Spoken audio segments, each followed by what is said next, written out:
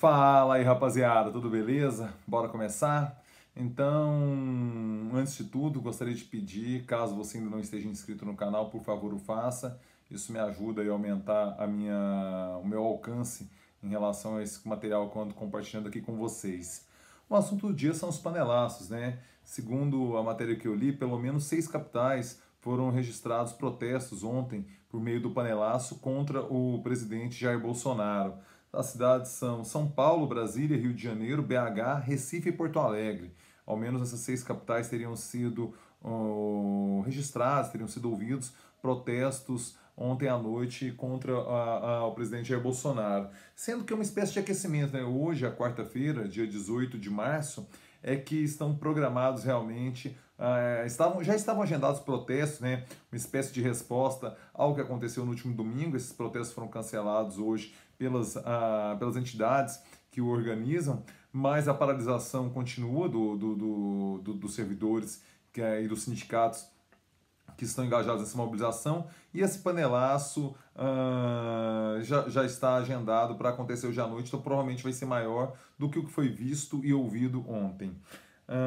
Aí eu deixo a minha opinião, né? O que eu considero em relação ao panelaço? Eu ainda penso, tal qual pensei naqueles movimentos, aqueles panelaços contra a presidente Dilma Rousseff, que é uma manifestação tanto quanto infantil, né? É uma forma de fazer barulho, é uma forma de pirraça, de você tentar dar o seu recado.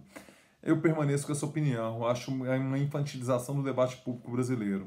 Por outro lado, eu compreendo que talvez seja o ethos nosso mesmo, né? Seja aquilo que vivemos nos tempos de hoje, da infantilização e do protesto ruidoso, desse caráter lacrativo das redes sociais, desse caráter de querer imitar em rede social, que eu acho um tanto quanto, sei lá, é infantiloide mesmo, assim seria a expressão mais correta para eu refletir, para eu expressar para você o que eu sinto. Então, assim, eu acho que esse movimento ele pode dar frutos, porque, insisto, o debate político, o debate público brasileiro está extremamente infantilizado, ele está precarizado, e parece que são esses signos, né, insisto, considero infantis, que estão sendo observados, estão sendo não é observados a palavra certa, estão sendo pulverizados na nossa esfera pública, né? Considero uma pena, mas eu acho que pode dar resultado do governo sentir que sua popularidade já não está tão fixa, ela já não está tão sólida ainda naqueles 30%.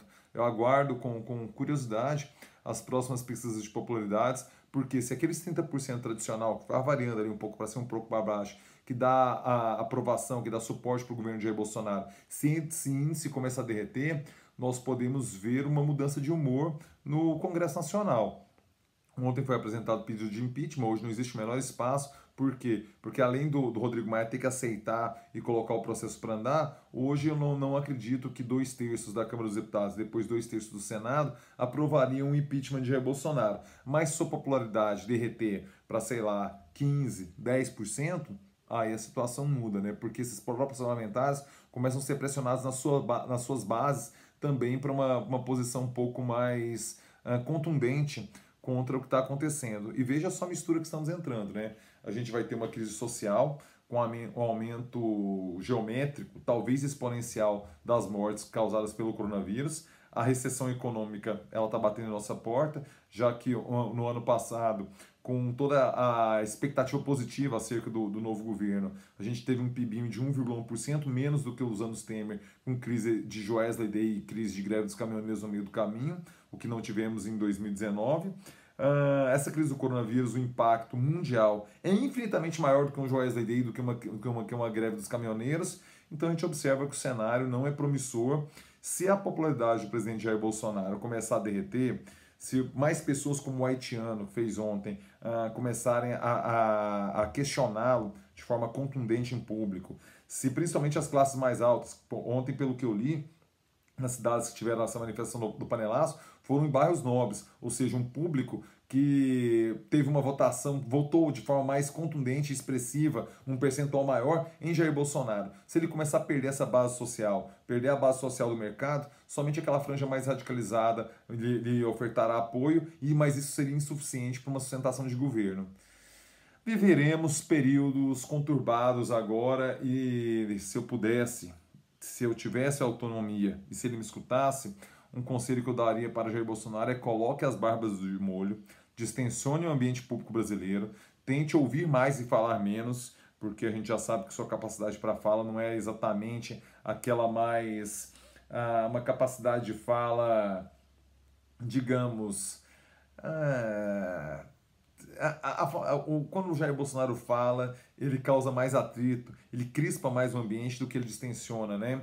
Então talvez seja um momento mais de ouvir, de ficar quieto na sua, uma questão de própria sobrevivência política. Mas não acredito que ele iria me ouvir, né? Se eu tivesse acesso a ele, e não acho que eu seria o tipo de pessoa que ele ouviria, não. Ele tem conselheiros mais, digamos, brilhantes do que eu, né? Ele tem gente mais capacitada que eu para aconselhá-lo. Provavelmente tem. Então é isso, rapaziada. Caso tenha gostado do vídeo, eu peço para que você compartilhe com seus amigos em suas redes sociais. Curta também. E se não se inscreveu, eu insisto, se inscreva aqui no canal. É isso, rapaziada. Até a próxima. Coça aqui. Valeu, é nóis.